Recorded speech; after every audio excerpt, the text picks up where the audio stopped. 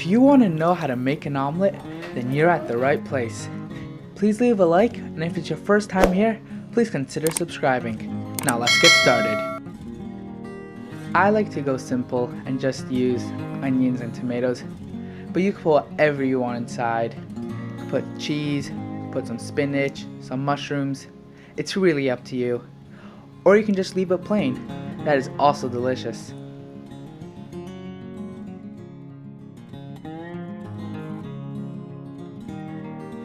Then in a small pan, you want to add some oil and let it heat up.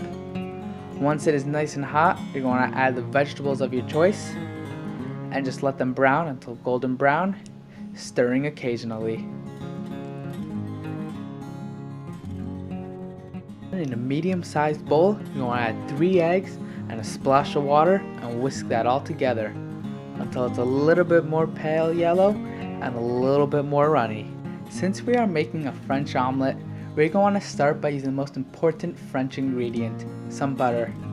Once our butter is nice and hot, we're going to want to add our egg mixture to that. We will then start the process of making our French omelet by using a fork and just constantly stirring and mixing our eggs together.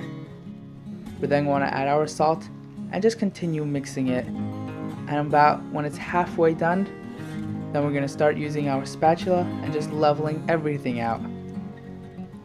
When most of the top is cooked, just a little runny, we're going to start by folding over our omelet and rolling it like so.